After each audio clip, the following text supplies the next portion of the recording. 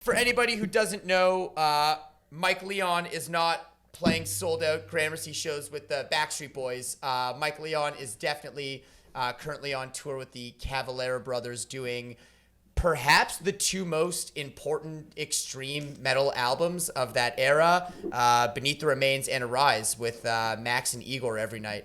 That's kind of like the hypest shit ever, dude. Yeah, it's very hype. Dude, our set at Maryland Death Fest was like... Oh, yeah. You played the final Maryland Death Fest, right? Yep. One and done. I never even been to one before. Oh, and really? yeah, and we showed up and just raged. It's Killed unreal. it. I know, like, you know, you have a really cool job. I mean, we've talked about this before. You have a really like sick ass gig, and like pretty much, you know, everyone our age wants your job. But there's something special about going out and doing the two albums you're doing right now, as opposed to just like a regular Conspiracy tour or doing like the Roots tour. Like, there's something really fucking special about Max and Igor doing these two records in North America right now. And the reviews have been insane. The shows are fucking all sold out. I've been watching videos every night. Dude, anyone in the States has been at those shows. I've noticed everybody's going to them. It's been a who's who. Yeah, like, obviously, it's all of our favorite albums, man. It's unreal. Like, Daniel actually got tattooed by Paul Booth yesterday, right before the gig. Insane. So, yes, for anyone who doesn't know, Daniel Gonzalez from Possessed is playing in the band as well. It's like pretty much the fucking coolest lineup ever. Mikey, Daniel, and the brothers. It's so rad. It's like a constant pinch me moment, to be honest. And I know your bass solo. I watched the video of your bass solo the other night. All fucking tapping. Oh, dude. Shit looks so much fun. Trying to dial it in. It's taken a couple shows, but we're dialed. We're nicely dialed. Amazing. Well, dude, so stoked about that. How many more dates you got? All of them. We're just getting started. I'm gonna brush this beard live for you guys. Leonhardt want to know if you'll be in Latin America with them in August. Yes, I certainly will. There you go, Leonhardt. Someone is cut. The "Come to Brazil" meme is coming to life here. We listened. Listen, you could be in Brazil and post that you're in Brazil, and people will still find a way to comment on it. Come to Brazil. I'm like, literally, we're in Sao Paulo, man. We're literally in Sao Paulo. Come to Brazil. That's true. What's your deal with Megadeth? When I asked if you wanted to do the episode and it was going to be about Megadeth, I was like, do you like Megadeth? And you're like, do I like Megadeth? What's your favorite of the big four, bro? Honestly. Yeah. But it didn't always start out that way. I was a Metallica guy first, then a Slayer guy second. But as I grew older and developed a greater appreciation for songwriting and singing and playing at the same time, my priorities shifted over to Megadeth because nobody does it better than Dave, in my opinion. So yeah. One of the things that I mean we'll be we're already starting. We're starting to talk. Is I can't think of anyone really who mixes up their vocal delivery like not even from album to album, like from song to song more than Dave. Like just like he's got 12 different voices that he uses. Yeah, it's unreal. So weird, where it's like 12 different voices, like deliveries, like rhyming structure. Like that's probably the Megadeth thing that changes the most from song to song or album to album, is him just being like, well, what if I try and sing like this? What if I try and sing like this? Yeah. And then he's always like raging insane riffs on top of all of that. Yeah. Like it's unbelievable. Yeah, there's like you can kind of tell it's like that guitar player that got forced into the lead vocal position kind of like out of necessity, and he like really just made it work for him, from like from the monotone talking to like the deep scary voice. So, like, dude, he uses that weird voice on Polaris. Like, what the fuck even is that voice? Like, that's the only song with that voice on it. Bro, yeah, you're right. That's a great analysis. He's got 12 voice. Sweating bullets. Yeah, like, what is that? Like, I don't know either. It's like definitely a double-edged sword. As the albums go on, sometimes you're like, no, why are you doing this to me? What is happening here? But I mean, for the highs we get from it, it's, I guess, worth enduring the lows. he keeps it interesting, and that's something that I really appreciate with him as an artist and a songwriter is his ability to push himself constantly, and he's still out there doing the damn thing. So, kudos to him. Yeah. Still headlining arenas. I saw him like 2 weeks ago. It was insane. Like they're still doing it. Fucking beat throat cancer, putting out a new record as we speak. Like it's pretty wild. Unreal. Yeah, it's wild. Unreal. Yeah. And not to mention, I mean, I've been privileged enough to spend like a few like personal moments with him. Contrary to popular belief, he's actually quite a gentleman and a top-notch dude to kick it with. I'm pretty lucky to have had like a few like intimate hangs with him, and every time he's been super hospitable, and I've got some killer stories that I will take with me to the grave that I tell all the time. So I mean, it is one of those things where when he's put in a situation out of sorts, like, when you hear him in politics, we don't need to talk about his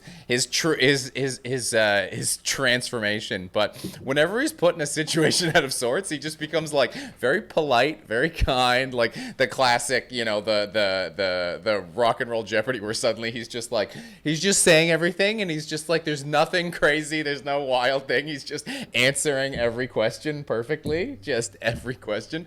Anytime he's in a situation like that, he suddenly just becomes like this very nice, like, yes, hello, nice. Mm-hmm. Godzilla's is talking about the Saturday Night Palsy episode. Treasure, great to see ya. You guys, unreal that we get to do this on Megadeth. I'm like Mike, man. Like I think everyone started with with Metallica as their favorite just because it was the most accessible. Yeah. And then Slayer was obviously the heaviest. And then during high school, I kind of vibed with Anthrax a lot because I thought they'd always got the shit end of the stick. I'm like, fuck, this band's actually amazing. But yeah, we all know that. What do they call it? Thinking Man's thrash was Megadeth, big time. Man, those ribs look great. All right, Speaking of getting to the meat. Yeah, let's do some Megadeth albums. We can talk about some. Dun, dun, dun, dun, dun, dun, Yo, DMGS, what up, baby? We got our S tier, which only one album can reside in S tier. We'll pick one album. So what do we have to do? We have to pick a legend album and then reign above them all. And then after that it's A, B, C, and Y. A, B, C, and Y. As in, why did this happen? That's gonna be. There's at least gonna be a pretty stacked up category. Yeah, Y's gonna have a couple albums in it. I'm not gonna lie to you. Yeah, I'm not gonna lie to you. There will be a couple albums. So we usually let our guests. I have a pretty hot take about one of my favorites that I'm interested to chat with Blaine about. I know DK and I have talked about it, but we'll cross that bridge when we come to it. I know S tier stands for Super Collider. I like you, Quiddy. You're awesome. Oh my God, that was the worst tour I ever saw them do, by the way. That was by far the worst. They literally played one song off that album on that tour because they knew. It was like it was the single and that was it. No other new songs. I love that album performed commercially well. Like that was their like ay caramba. That was like the reforming of the band with like the new guys, right? Yeah, I think that's their highest Billboard placing album since their heyday. That's insane. Super Collider, I think is the lore on Super Collider for some reason. It's like Megadeth 6.0. Are you sure that's not like Dystopia or like 13 or something? Let me confirm, There's but no way that I obviously had to read about the album. Due to the album debuted at number 6 on the Billboard 200 and has sold 86,000 copies in the United States as of December 2015. The album received mixed reviews from critics and has a Metacritic rating of 41. Mixed reviews is like the artists' differences, like artistic differences. Yeah, totally. Here we go. There's our tiers. So I feel like what's the way we do this? We let Mike pick our legend. Well, we could. Yeah, we just get. I mean, there's no flow. There's no steadfast rules. I mean, we can just start throwing some albums up there? We can just knock out the Y category pretty quick. We could probably knock out the Y category. Work our way up. I feel like I feel like we should maybe do the Y category in the middle because I feel like that's actually probably going to be the most fun part of this. Let's just get this out of the way. Is there anyone in the room that disagrees that Rust in Peace is the singular S tier record? Well, come on, we gotta think. We've got some Peace Cells. All right, okay. So, what would like? Is there anyone who disagrees? If you disagree that Rust in Peace is not the S album, this isn't a discussion. I know it's not a discussion. Yeah, that's why I Peace said. Cells. We've got some Yeah, Peace. like, Well, I mean, here, this is. If you think that something other than Rust belongs in S. Then, okay, so we have a couple Peace Cell sympathizers, and I knew this was going to happen. That's the only other album that has an argument. Hey, look. Okay. Yeah, we'll poll it, but I mean... What's your S tier? I mean, I've got my own pretty strong and Rust unpopular opinion for my personal... Like, the album that I put on the most often. Me too. I know I will. Me too. I'm gonna be... you know me. I love being a little obnoxious little. Oops. Okay. Well, we'll just do I tried. Peace Cells. Rust in Peace. Those are the only two options. I'm not even allowed. Anyone else? Why not both? Because there can't be. Because there has to be one. Jason French, you and I both know the Killing KIMB is not worthy of that S tier. If someone said I have $14.99 and I can buy one Megadeth album, which one would you say? There would be one you'd say. Rust in Peace. So, in the chat, what's your S tier? Rust in Peace versus Peace Cells. No other options added. No, those would be the only ones for the S. only one. I mean, and anyone who says otherwise is just wrong. All right. So there we go. The I had poll a feeling is this was live going to go in the chat. that way. Well, You got 2 minutes. Vote now. I mean, we could have added other for that to see if anyone did. I wish I could have other, write in my own vote. I mean, Euthanasia's not allowed to go S tier, Michael. Stop it. Euthanasia is oh wow. Euthanasia can't go S tier. See, this is exactly what I was thinking was going to happen. I'm gonna say something different for everybody too. I'm gonna Blame.exe has just suddenly stopped working. What's wrong? No. I'm just saying, like, I knew that when I brought up euthanasia that there would be some wires crossed. Yeah, don't worry. I got your back on Euthanasia hard. It's like by far the most, you do. Yeah, it's by far the most underrated. For sure. I'm excited to see where that lands on this list because it's pretty high for my personal vote.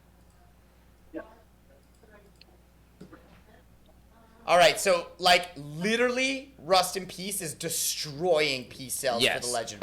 Very, very a brutal smackdown. So we might as well talk about why. I mean, because it's obviously like that was going to happen. Yes. But so why? You're right. Why though? And that truly is the banger way, is not just to be a fucking drunk asshole and stand on the table and yell Slayer. Like you do sort of have to like back it up a little bit. So you'd be like, Slayer is a thrash metal band founded in.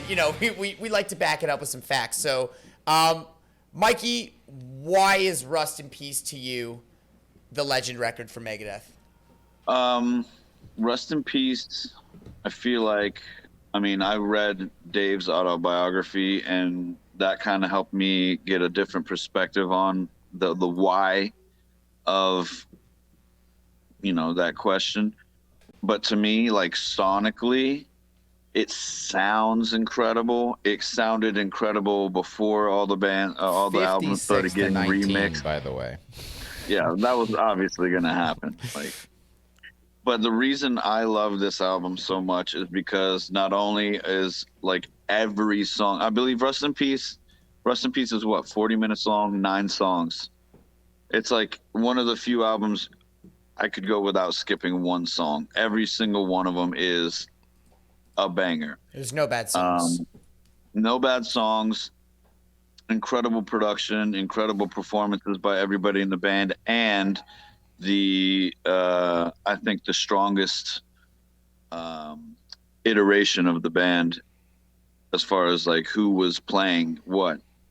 I feel like that was it's like, don't get me wrong, all the respect in the world for Chris Poland. I think he's one of the, and in fact, there's a reason why he's the only Megadeth guitar player to have been fired and then rehired in the history of the band. There's a goddamn reason for that. He's a monster player. But you're right, that like trifecta of Ellefson, Menza, Friedman as like the band for Dave, like that is by far the best line. And that's why it's the only lineup in the band where people refer to it as the RIP lineup. It is the RIP lineup. It is like, no one says the P-Cells lineup. Everyone says, yeah, it's the RIP lineup. It's the best lineup.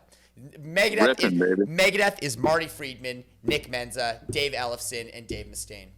100%.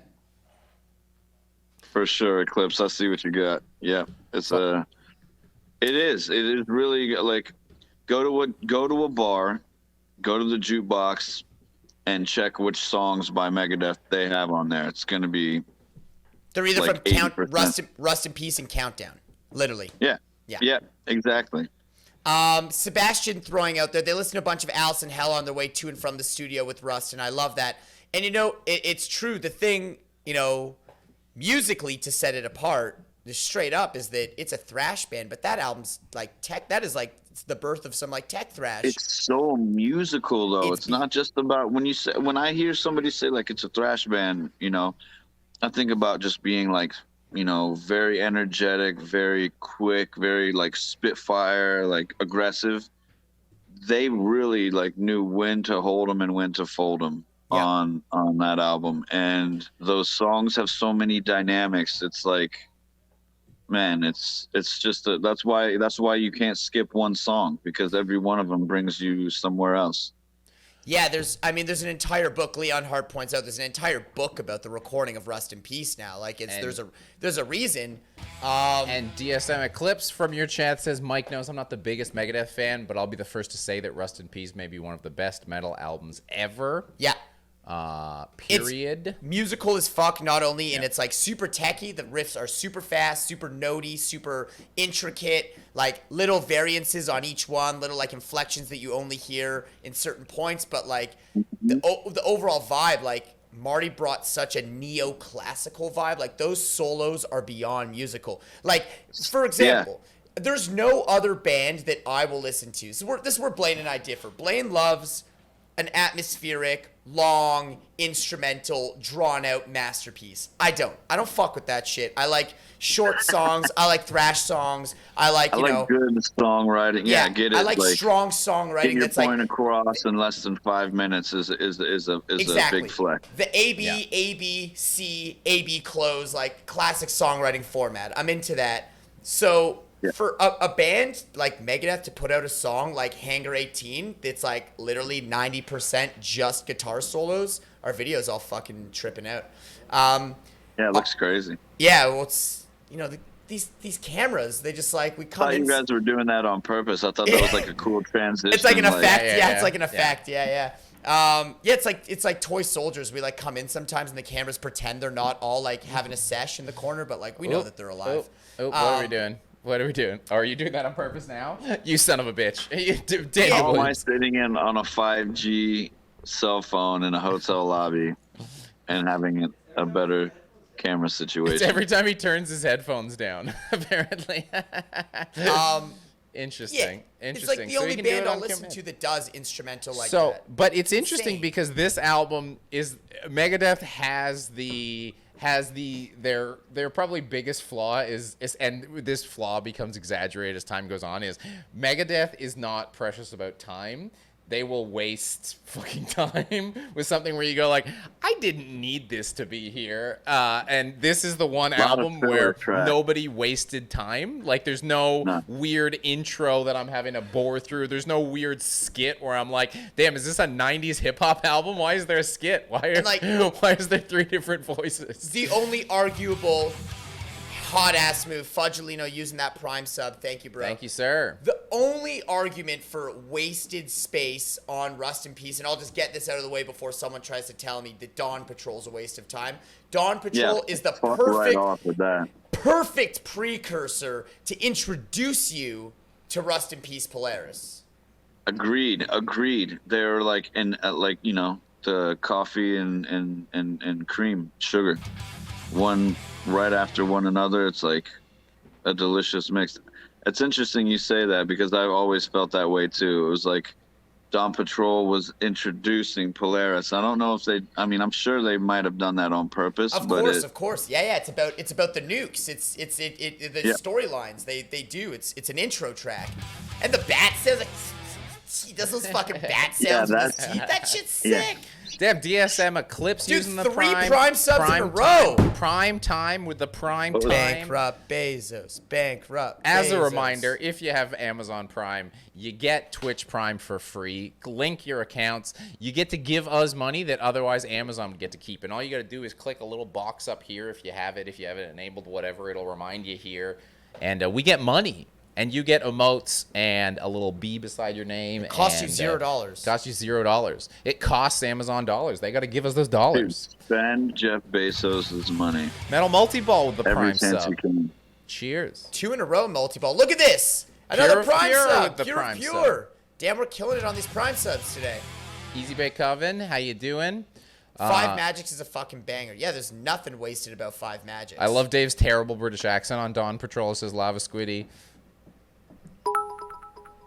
The album has an amazing flow. Fudge Breakfast. Yeah. Bubble Point Dawn Patrol is just a perfect bass groove.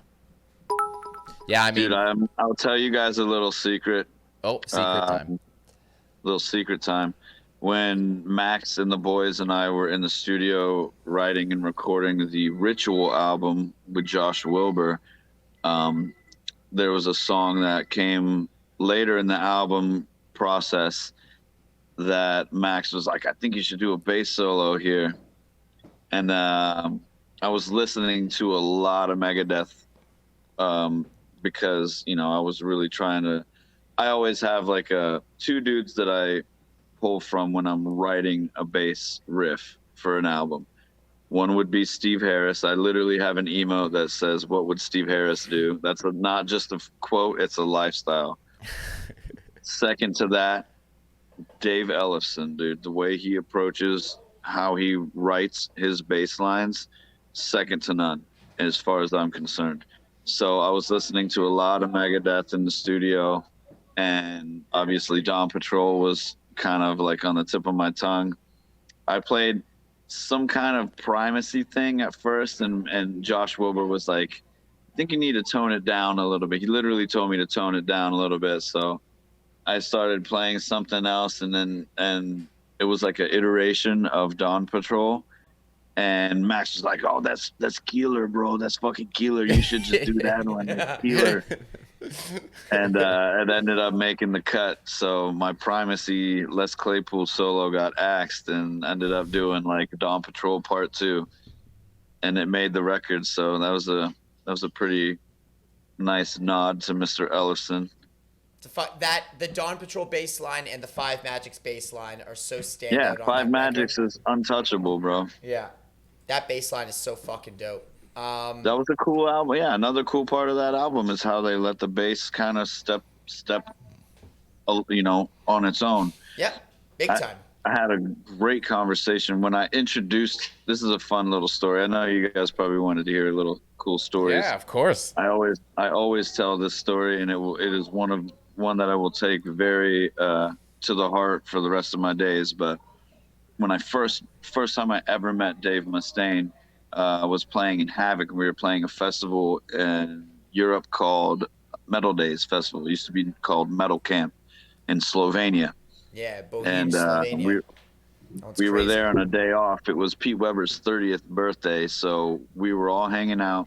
Pete was not with us, but Reese, Dave, and myself were kind of hanging out in the dressing room area purposefully because we just saw, Megadeth come off stage, and not Chris Poland. What was the name of the guitar player? Chris Broderick was like pumping our stuff in interviews and hyping us up. And I believe Mustaine himself was actually pretty hyped on the album we were promoting called Give Me Liberty or Give Me Death. The single that we were promoting.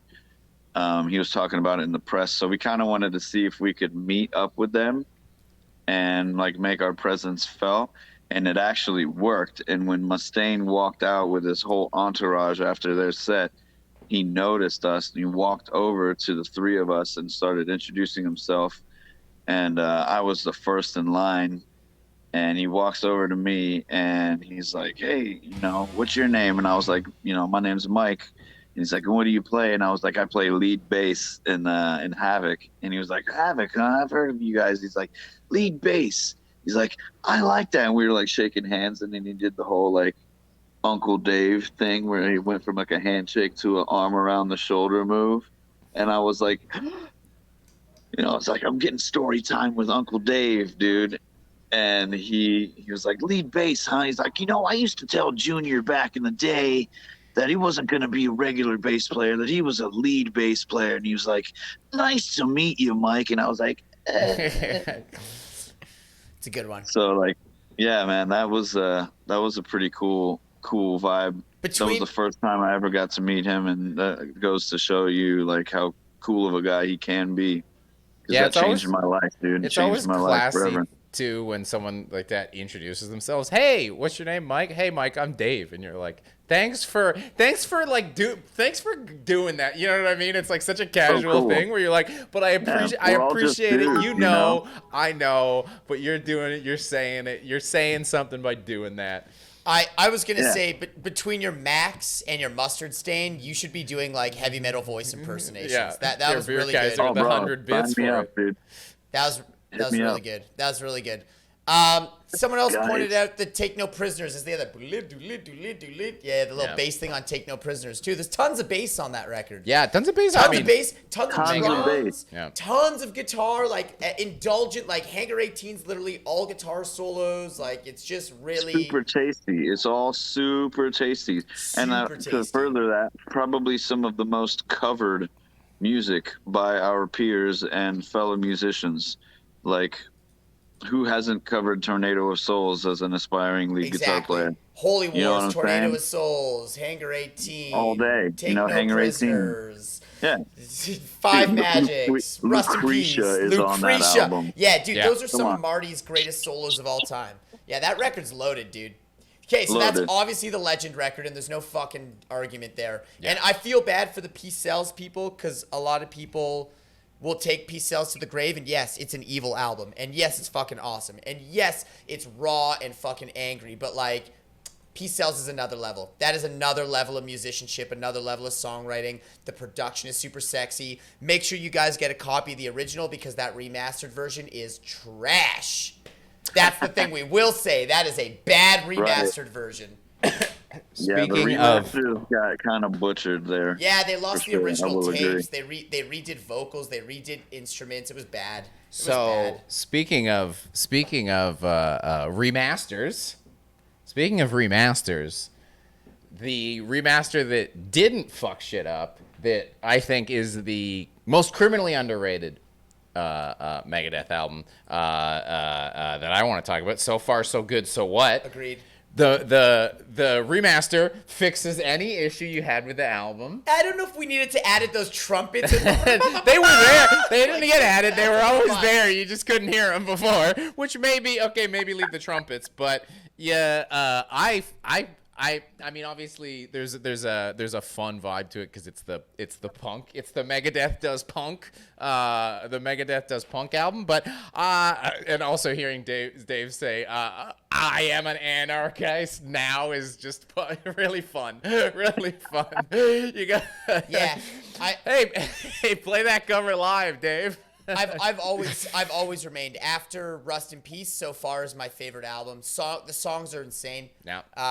Hook and Mouth is like maybe one of the greatest Megadeth songs he ever wrote, and like as an intro track in general, like as the way to open an album, the old one, not the trumpet. The trumpets are a little much. But like, a little weird. Yeah, Into is an insane way to open the record. It's like almost Iron Maiden-y, and it's silly and it's fun and it's Set the World is on that record, dude. That record is fucking stacked. And even the track Mary Jane. People say 502 is bad. I like 502. No, that's one of their best songs. I think that's a great song. Drumming especially, just like pull over, shithead. It's the cops. Yeah. It's so crazy to me that In My Darkest Hour was like the single, like the big single for that album, because I feel like they chose that one because it was like the most commercially digestible one. Because like you said, like Hook and Mouth is so crazy. Like Set the World.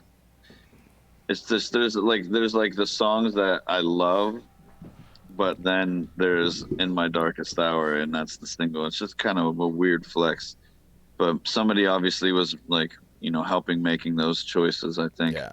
And I mean, just that song's not bad though. I love that song. A very like a really not a bad song, but it's just like it's not a great representation of what the rest of that album sounds like. Liars on that too. I just looked up the track list. We've literally named every song on that record as top tier songs. Yeah.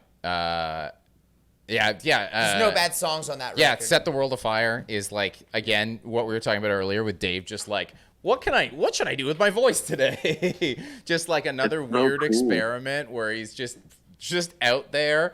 And also just like I love that they've always had really like either bad or when they're good, they look really polished. The album covers. This album cover looks a lot more rough in like a good metal way. And the sound it looks like a sand person from Star Wars. Yeah. That's amazing. He'll be back and in greater numbers. Thank you so much, bro. And like I know there's like talk. I don't know, like a lot of people talk about how they blew the whole budget on heroin or whatever and like didn't actually make a good sounding record. But like the record sounds fucking awesome. It sounds raw as fuck. Yeah, and I mean, that's because you had a really incredible a lineup of people. Wasn't that Gar? Wasn't that Gar back then? This is the only album with that weird lineup on it, I think. It's Jeff Young and Chuck Beeler. Weird. Yeah. Okay. It's the only record with that weird lineup. Yeah, Chuck Beeler and Jeff Young. Inky catch it. Really we got another voice from Mike. So fragmented, I think. We got an Obi-Wan from Mike. That's the third voice of the day. You're crushing it. Mike is good with voices. We're cutting your voiceover audition tape here. Let me know, bro. From who you want next? Yeah, voice acting. We got to get you doing like cartoons or something. You do all these crazy voices. Dude, I'm down. Treasure Time. It was the ballad for the time. Yeah, I mean, and that's the thing you can at least say about it. Where you're like, at least if they were like sort of being ballady, it wasn't as awful as normally you would get from a ballad on a record by a band like this. The context as well. I think Dave at the time was using 200 biddies all for more Mike voices. At the time, I think that. At the time, Dave was really pushing the narrative hard that the music was inspired by the passing of Cliff as well. So I think that kind of added to why it was the single. Look at this. Derek Bierkaiser gifted a sub over to Satan's Finest. And Metal Esquire, this is great. My 3 favorite streamers in one place. Mixing all of our emotes in one. I love it. All of our gas. Oh yeah, that's dope. Big vibes. Please talk about Killing Is My Business. We will. But we're talking about A-List. So we did Legend is Rust. Yeah. A-List, I agree. So far, I'm not leaving this room until So Far is recognized as an A-List album. It's 100%. Okay. Thomas the Fisherman, how you doing, buddy? Great to see you. Tommy boy, how you at? Tommy boy. Yeah. I think it's the second best. A-List. Wait. So Far So Good is your second best for me to Rust. Yeah. Take. Yeah. I don't think that's that hot of a take. What goes before So Far? Peace out. It's a personal for me, bro. Yeah. You know what I'm gonna say. Are you really gonna say? I can't. Off the top, really? Wow. Look, bro, we'll get into it when it's time. I want my soapbox for euthanasia. I'm gonna get it. I mean, I won't fight you. I'm gonna tell you exactly why, bro. I want to hear why. Maybe, hey, you can change. The DK's on your side. I'm not, so this is good. You can, it's okay. You can tell me We're I'm all wrong. still handsome gentlemen that can have different opinions. This will be great. You'll be able to tell me why I'm wrong. And do you want to do a poll to make sure we didn't piss off the chat with So Far So Good, A-List, yay or fuck no? Yeah, let's see what the chat's saying. Yay list or nay list? Yay list or nay list? There you go. So that's an easy one for me. So Far in the A category. I'll accept it. How's the ranking? I feel like there's a couple A. It's gonna be a lot of difficult A's for me. Yeah, it's gonna be difficult for me to differentiate like an A to C, because like if it's a C lister, it might as well almost be on the Y list. Yeah, there's two. I feel like there's two B or C where it's like, look, I'm not gonna listen to it probably ever again, but I'm not mad you made it. Like, I'm glad you're trying again. I'm glad you remembered why people listen to your music and made a record in that style. I feel like we might be thinking of the same album for the C. Yeah. Yeah. What's next though? What are we gonna do after So Far? Do you want? Let's nail some of these classic era ones first. I think we got to talk about Peace and Killing for sure. Yeah, let's get Peace and Killing up there for sure. Yeah. Yeah, we got a lot to talk. About. We still got lots of records. So we got Peace Sells and Killing Is My Business. Where are those gonna live? I think if Peace Sells doesn't go in A tier, we're gonna have some people throwing fists. Dude, I think I agree with Kodak's ban. What's Kodak saying? But Euthanasia, Peace Sells, and Countdown all need to be A tier. Well, they are all incredible records. I feel like Blaine wants to put Youth at least at B. No, Euthanasia is a perfect album. Guys, there's a poll as well. Make sure you vote on the poll for So Far So Good So What in being in the A tier. Is it A or nay? There's a stronger nay presence than I would think. I know, but still 21 to 11. Oh yeah, I gotta. Yeah, you've got to give So Far another try. You should. It's incredible. It's a really great record. I mean, you can kind of mix the remastered and not. If you're not into raw metal production, certainly you can give the remaster outside of the trumpets, outside of the horn section, which appears very briefly. It's a very good job on a remaster. Where No Love for Killing Is My Business. You know, I'd like to while the entire chat agrees that So Far should be in A basically, and also that Peace Sells probably is their second best record. Peace Sells just automatically gets an. If there's only one S tier, then Peace Sells is most certainly A. Yeah, and the first one in A. It was the only. It was. Let's put it this way. It was the only other album that had any presence for an argument for Legend. Yeah, I agree. I agree. I will say that for Killing Is My Business, a lot of people argue with a classic band like this. Everyone always says like their first album is my favorite. Their first album's the best. Their first album's the best. That's always going to be an argument. I think that with this band specifically, their first album is not their best. I think it's fucking insane, but it's the only one that sounds like that. It's the only one that musically sounds like that, and it's the only one that tonally sounds like that. Yeah, he certainly had something to prove with this music. It's very fast. It's chaotic. It seems rushed as fuck. Like beyond rushed. Because he wanted to. I believe, if my memory serves me correctly, I believe he did want to rush this to combat. I forget which Metallica album was coming out, but he wanted to have an album. Yeah, it was Ride. He wanted to go toe to toe with Ride, and I feel like that was a misstep for sure. They definitely needed for such a new band. They needed to refine their sound a little bit more, and I feel like with the records after that, they most certainly did. But don't get me wrong. There are some like Rattlehead and Loved You to Death and the title track. And everybody loves Mechanics. Yeah, obviously, like there's a lot to be said about Looking Down the Cross is some incredible. Here's my thing about Looking Down the Cross though. When it gets into its groove, it's a fun track. But again, that thing I was talking about, not precious with time. There is a lot of time wasted getting to the good part of that song, and that's the longest song on the album. Good. Yeah, it's the longest song. Like, yeah, and there's only. 4 songs that are longer than 3 minutes on that whole album? That's the longest one. And you could chop the nose off that song, and the entire album would get better. That one section, like the main section of that groovy verse of Killing Is My Business, is maybe one of the coolest things he's ever written. That we got your head, like that shit's awesome. Don't get me wrong, that shit's nuts. But like, It's not refined at all. It is, I believe, in the chat, someone very smart said, it seems like it's like a demo interpretation of what the band wants to become. And Yeah. the guitar tones are rough, man. Like those OG guitar tones. Chris Poland is like playing jazz guitar tones. There's no distortion on it. You can hear the Nobody clean. had found their like true identity yet. They were all just kind of like, I'm gonna make a band, and it sounds like that. Yeah. I love it and it's great. It's my least listened to of the classic Megadeth albums. I don't throw it on. Definitely, I will agree on that. So where would we put this album? Killing Is My Business. If I may make a motion, I'm kind of thinking like it's a B tier. If those are A tier, like would it be the bottom of A or the top of B? Like I'm gonna leave that on the table. Let's see. That's a pretty high vote for me personally. I would have put that at C. Wow. All right, well let's take to the chat. We've got Killing Is My Business. There's still a lot of albums to cover though, my guys. You know?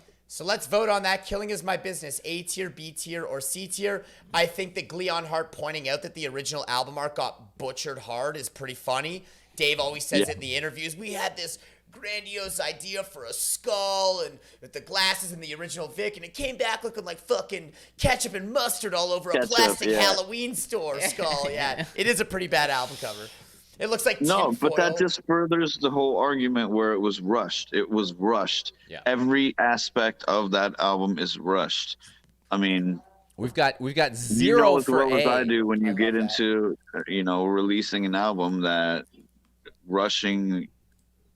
You don't want to rush something that's going to be cemented in history for. Let's think about it like this. What would you do if you put Killing Is My Business up against Kill 'Em All? Right. Come on. It's not even a contest. Or what was Slayer's? Was it Haunting the Chapel? Like Show No Mercy. Show No Mercy. Even come on. For first albums, if you go big four first albums versus 4 albums, and let's keep Anthrax out of this because as we've established, they're the odd man out. Sorry, Joey. Yeah, if you look at Show No Mercy versus Kill 'Em All versus Killing Is My Business, like Killing Is My Business is the bottom of that list. Easy. Jackie M. Butler, so that's to be considered that's why I would put it in C.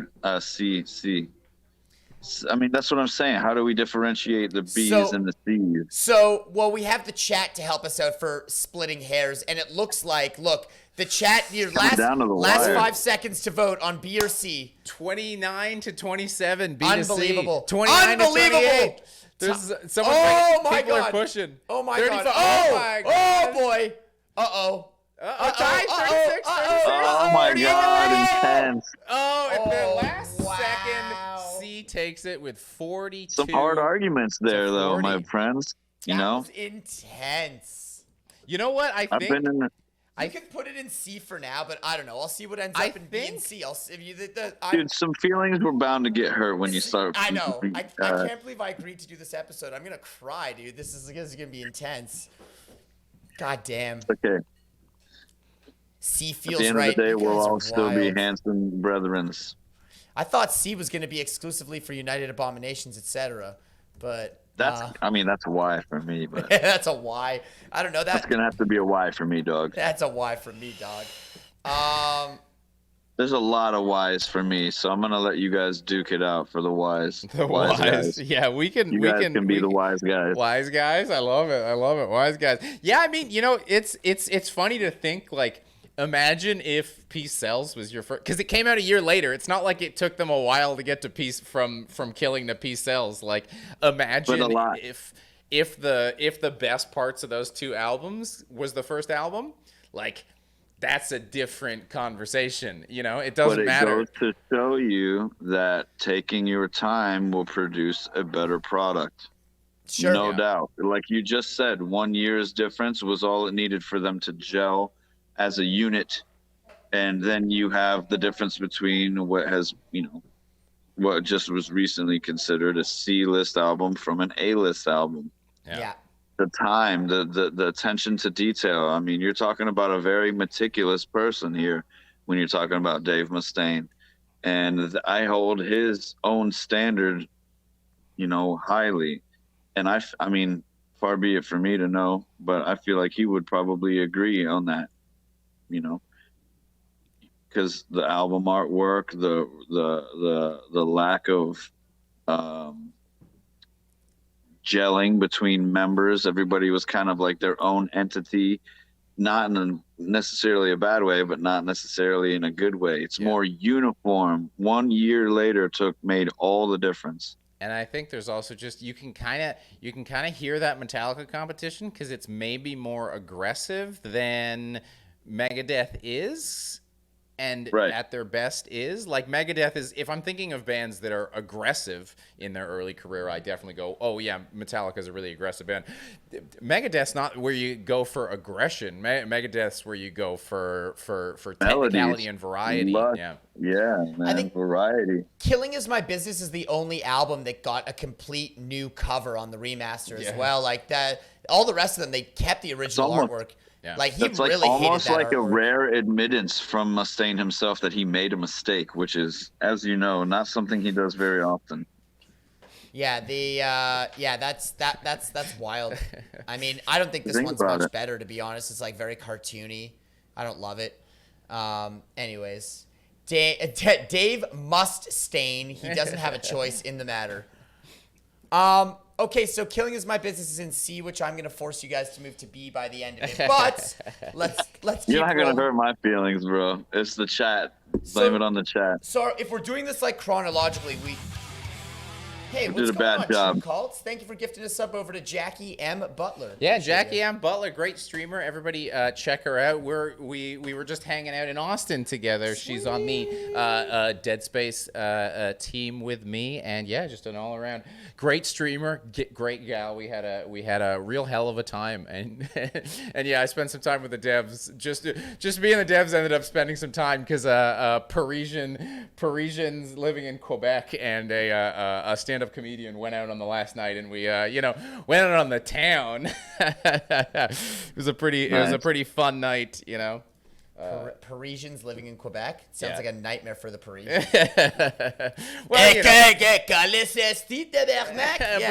I'm from France. Yeah.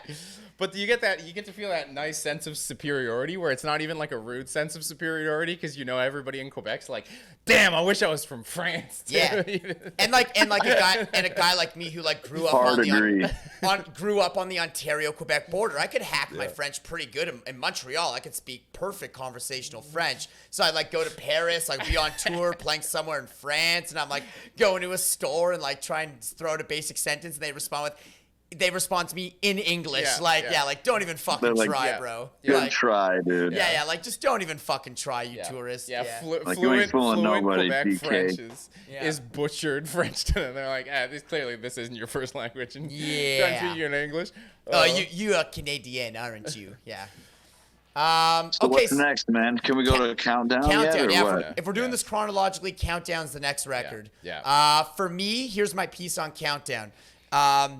Luckily, I wasn't of the age where I was buying these records in order. Yeah. Because I will certainly say that if I was a fucking thrasher with a patch vest in high school listening to Rust in Peace the day it came out and then Countdown the day it came out, I would also burn my Megadeth record collection. Dude, that is a hot take. Yeah. That is a mentality that I bring into a lot of my reasonings, but which albums that I like better. Yeah. Than others is for what you just said. Like, in the parlance of the times, that was an aggressive step in a very, questionable. It's the same lineup. It's the same band. It's insane. It's 1 year later. I feel like there was the commercial success might have gone to somebody's heads, possibly just the label themselves, and a lot more influence.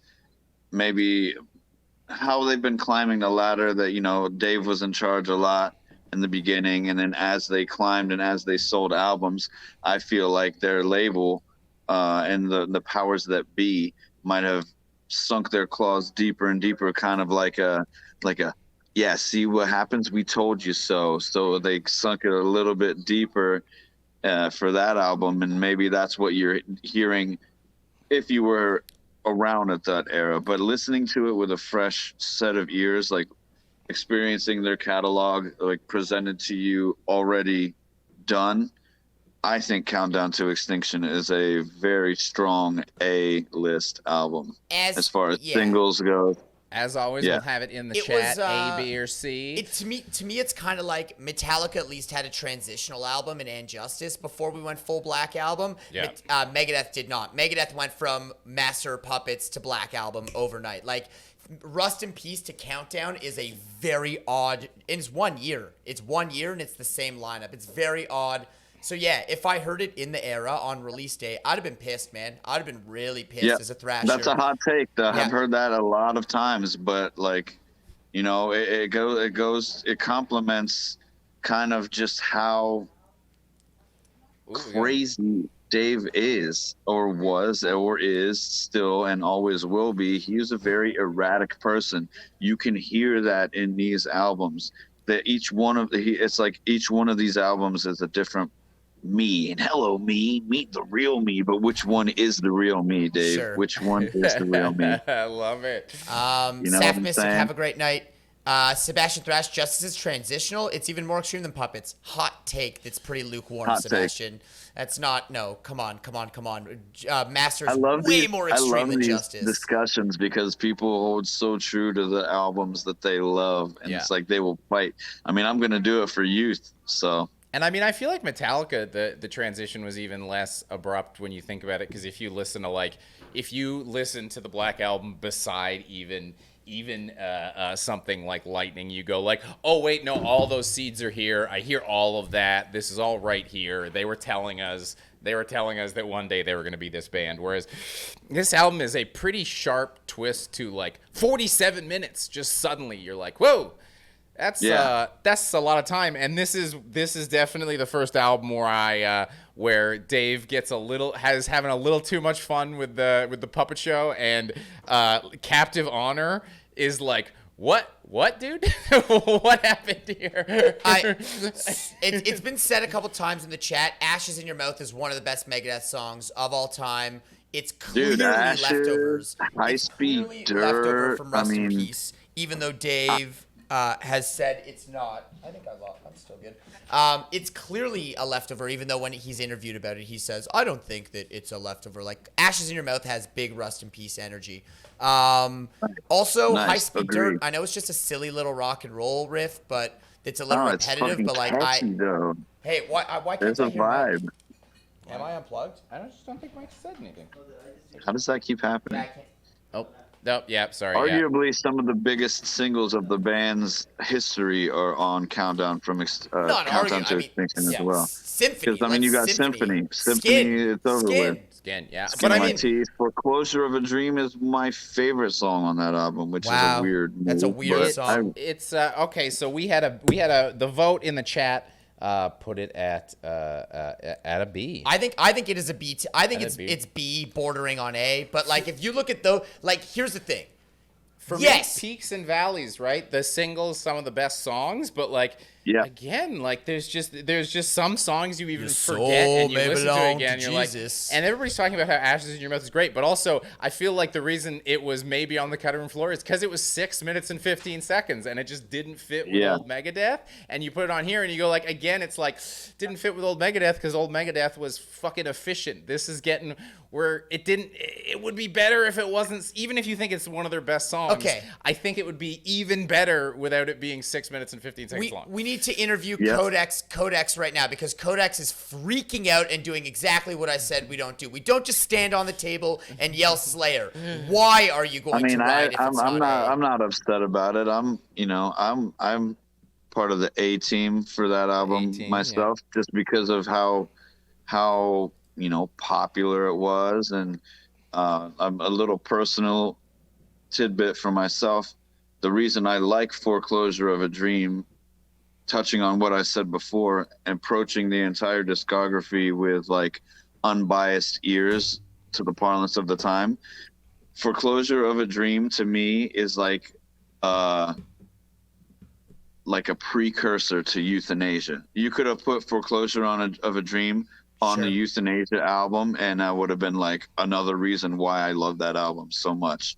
It was like a very, it was like that album has a bit of an identity crisis, so I can see why you guys want to put it, down to the B list. Social holocaust for closure of a dream. That's a cool chorus, I Dude, guess. But it's like that's what I'm saying.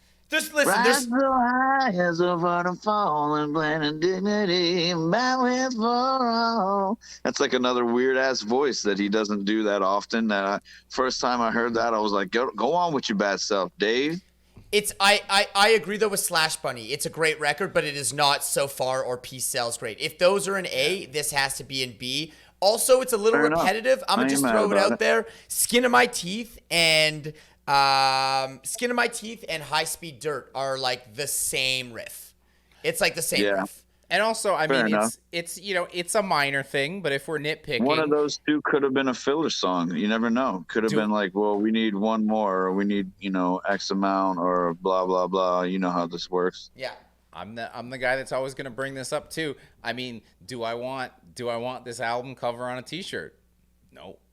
True. Nope. Yeah, I've got it. true. I mean, I have it on a True. T-shirt That's and I a never hard wear take. it. Yeah. Yeah. Like, you gotta, I mean, it's one thing to be like, come on, Blaine, talk about the music, but it's like, it's a band that, with the exception of one goof up until now, has been like fucking putting out album covers that you go like, wow, I want that on a pair of socks. Like, Yeah, nobody wants like a half-naked leper dude, like in an insane asylum.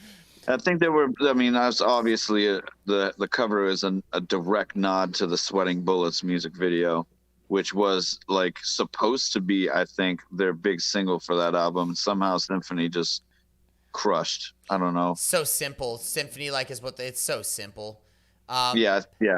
So here, Agreed. this is Der Beer Kaiser is a great point. The best parts of Countdown are some of their best, and the valleys are quite low. Yeah. There are some quite Yeah, it's like an low identity valleys. crisis. Yeah. There's a power struggle happening, like before our eyes and ears. Dave is like trying to get his way as usual, and then there was obviously some outside interference with the powers that be. You can like actually tangibly feel that in this album. So I'm not mad you be listed it. It's all good. Sebastian Thrasher, what's wrong with the cover? It's a naked old man. Wearing a Quite diaper. simply, I my don't- friend, it is a naked old man. That's what my shirt If today. you're gonna put some nudity on the cover, I don't care. I don't care if it's male or female. Let's just get it tight. Let's keep it tight on the cover. If keep we're it getting tight. nudity. Under Come the on. age of 60. Let's Come go. on. Look, either your album cover needs they need to be under the age of 60 or over the age of 100. That's the It's rules no for. virgin I would killer. have rather seen like a half-naked Vic at this point rather than whoever the hell that guy is. Yeah, right. He looks like an extra from the Count of Monte Cristo. Could you imagine if Megadeth started and their mascot was an old guy in a diaper? Okay, You're so like, wow, dude. Slash Bunny and I have been seeing eye to eye on some things this whole time. I see you. Killing being a tier below Countdown is the only tragedy I see on the board right now. I've remained that the poll went C at the very end, but Killing is a B tier record. Anyways, we I can. think I had a little bit of Jedi mind tricks about that myself. Yeah. Notice as soon as Mikey started talking, the vote started going a certain way. Bro, Well, I have so- a passionate love for that album. So we can say two things where it's like it might be an album that you're more likely to listen to, but there's just Countdown has just so many tracks that are like it's impossible not to listen to, where you're like, are Right. we judging it just completely as an album experience, or can you say that, well, at the very least the highs of this can get me through the lows, where Hot the reason we don't hate this album and we're not like, boo, get it out of here, is because the heavy lifting being done is some heavy lifting. The guy on the cover ain't doing the lifting. He's not doing the moving job. Speaking of weird covers and peaks and valleys, yeah, let's I do it. I really feel like it's time to move on to the next album, which I've been waiting for. Let's do it. The next album is, of course, Euthanasia, which is, I mean, let's just realize that this is. And I'm going to back up everything that Mike's about to say. I want to zoom in on Blaine's face right now. After the classic albums of the band, which we've discussed, like for me, after those classics that really established the band and their dominance in the world of heavy metal and thrash, Euthanasia is by far their best 90s output. Like, insane. Absolutely. Like, considering the time it came out, that was... incredible. I had a conversation with a former guitar player for Soulfly about Euthanasia, and going back to what we were talking about, like, you know, the high top wearing, patch vest wearing fan of Megadeth is going to hate this album, and I understand that. But the 2014 dude who's getting into Megadeth as he grows older can certainly pull some very strong opinions, and just, I mean, my strongest argument for this album is the songwriting. The songwriting, I mean, what is this now? 5 albums deep? They're really taking their time with something. Dave's been through a lot at this point. He's been a lot of member changes. He's been through a lot of personal stuff in his life. I think he lost his father that he had a bad relationship with. There was some deep, heavy shit going on back in the day when he was writing these songs. And I really feel like that, coupled with like a nice, really nice production, he wrote some of the best songs that they have. And you might not see it reflected in the numbers, but in my personal opinion, this album is slept on like way hard. Okay. Way hard. And there's no fucking reason for it, because if you go through the tunes track by track from the top, Reckoning Day, heavy ass riff, lots of drums, hooky chorus, classic sounding Megadeth. Train of Consequences, super cheesy, super melodic though. You know what Train of Consequences sounds? I think that song is fun as hell. Yeah, it's a little, I mean, listen, when I was There's a fucking choo-choo train going on during a harmonica solo. I mean, come on. You know what that song sounds like to me? It sounds like a Faith No More song. Okay. I feel like I feel like but then maybe... again, that's great. It's 1994, you know? It's 1994. That was what was happening. Yeah, I see. You know, this is an album where you can see Dave trying to adapt. And, hey, Faith No More as an adaptation, that's, hey, get a little Faith No More influence in there. Hell yeah. Chat very much strongly B. Easy B, 21, 7, and 6. Addicted to Chaos, that super mid to slow tempo, stompy, groovy, crazy chorus. Is this my final stand? Like, that shit's fucking crazy. That pre-chorus into chorus is some of the best songwriting I have ever heard. The keys, the key changes that he uses, what he's doing with his voice, and how the pre-chorus goes into the chorus and builds when he drops it. I cannot see. Dude, come on, bro. 94 wasn't ready for Addicted to Chaos. I'm gonna tell you that. It's gotta be. It's a standout song. It's a standout song. It is. A Tout Le Monde, I don't know. Like, I'm kind of like, you know, I like a band a lot, so I'll often like shit on the singles, and like that's when I go buy a beer or take a piss during the show. But like, I don't know, the original version of A Tout Le Monde is emotional as fuck. It's a very good. Dude, it is, and that's what I'm saying. It couples with the fact for me that's a perfect some big time shit in his life right there. That's friends, I'd love to stay with you all. A song so nice he released it twice. Yeah, song so nice he released it twice. Once with Christina Scabby on it. Though. That song is the perfect example of like why this record bothers me. Is that the end has like almost this like power metal solo kind of action going on, and I'm like, dude, the fucking harmony sounds like.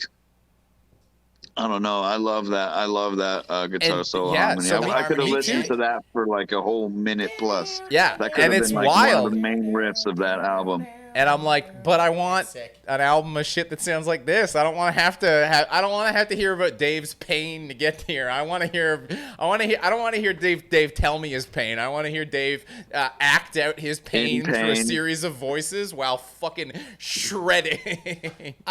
Blaine fucking been waiting to take the gloves off for this one. Okay, well, fuck. Elysian Fields. Dave must Blaine. Okay. Dave must Blaine. Elysian Fields, perfect song. That chorus is insane. Dude, that Elysian Fields chorus is fucking insane. Yeah, Elysian Fields is catchy, man. Catchy. Killing Road. Killing Road is a cool ass song about being on tour that I found while being on a very brutal tour. Lost my mind. Lost all my money. Lost all my money. To the killing road.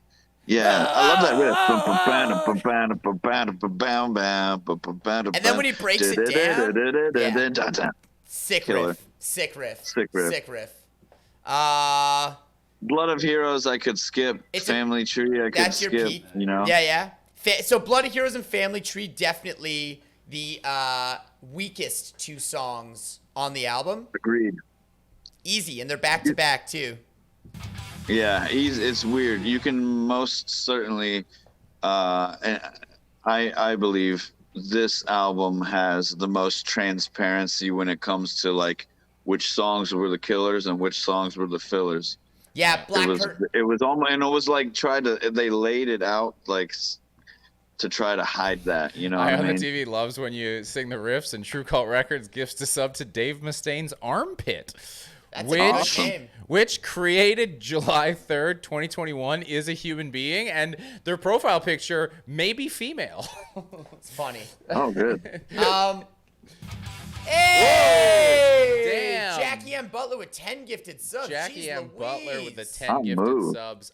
By the way, I mean, just, oh God, I don't have a bot set up for this yet. The channel's still new. We just entered our second month. Here, let me. What are you trying to do? I'm just telling everybody to follow my pal Jackie. You don't tell anyone to follow me. I tell people to follow you all the time. I know you do. I dragged you onto Twitch kicking and streaming. I know, this is true. This guy tried to get me to join Twitch like 5 years ago. So then I joined Twitch, and now here we are. What do you say, boys? Do we have a strict 6:30 curfew or 7? 7, and it's not strict. I mean, if do you have a strict 6:30 curfew? If you have, I have to play a show at I believe 9:45. Yeah. So whatever your hard out is, you got to go when you got to go. Let's keep moving. You've done more than your job, sir. We've proven our points, I believe. Yes. We got to, talk about. You can just why the rest of these. I like that you tossed up euthanasia, and then you're like, "Are we done here?" I love that. That's so funny. Hey, so anyways, you're talking about how much you like done? Dave. You don't want to talk shit on all the whys now. You just want to get the fuck out of here, dude. Dave's crazy. He fucking might see this shit. He might be Googling. Dude, they're not all wise from here. I'm a big sympathizer. I got some love for cryptic writings. I would do cryptic writings like a B at best, C. For that.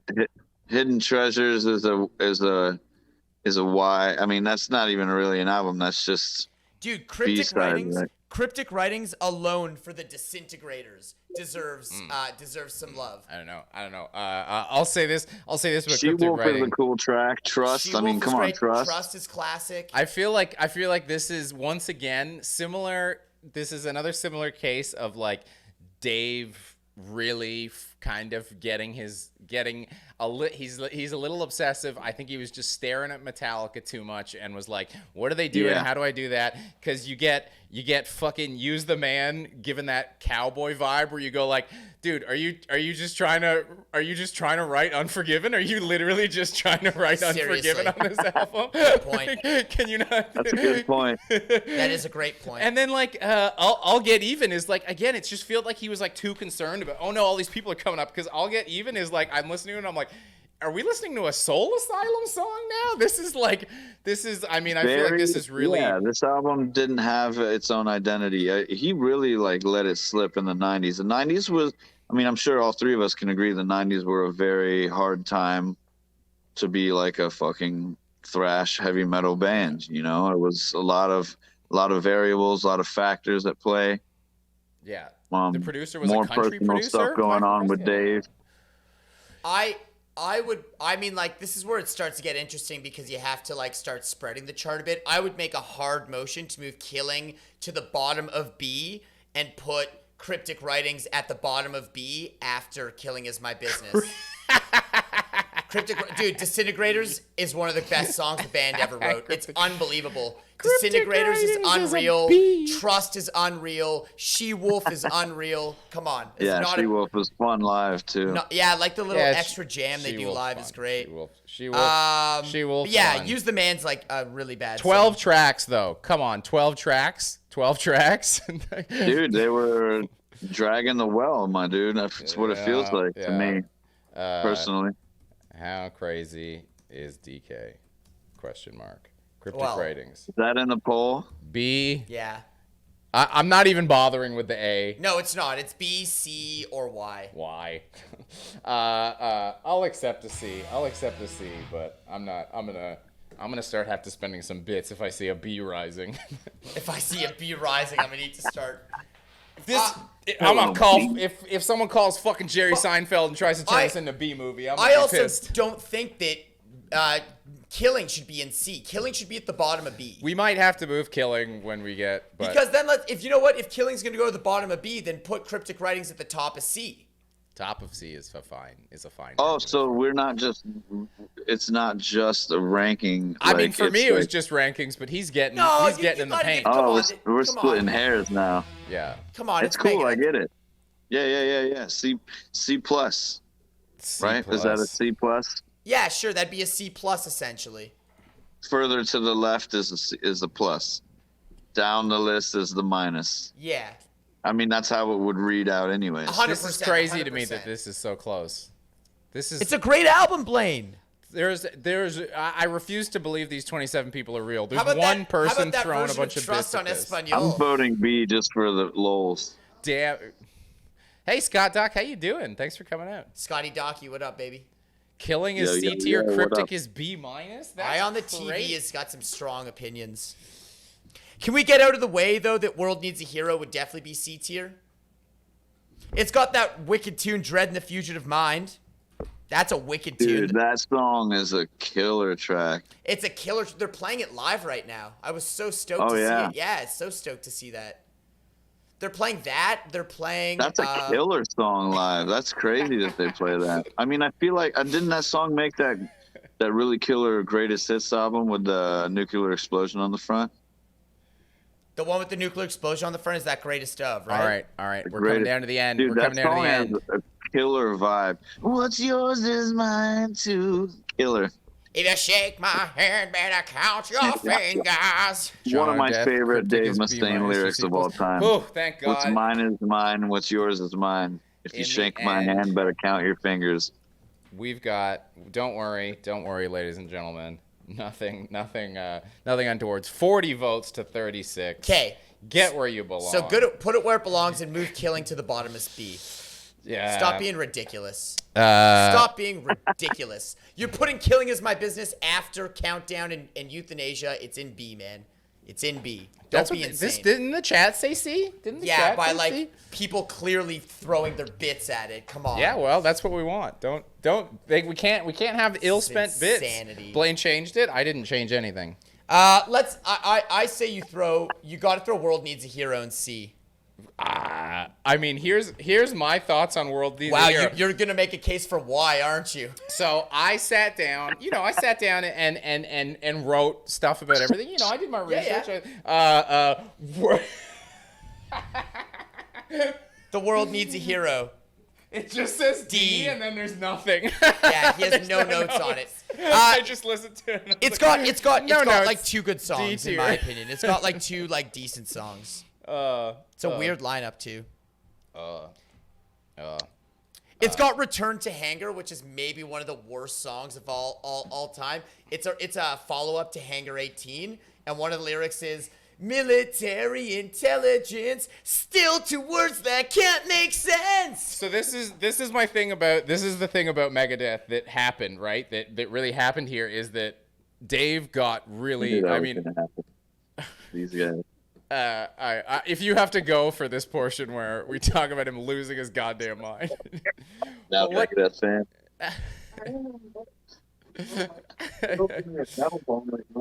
Yeah. Fair enough.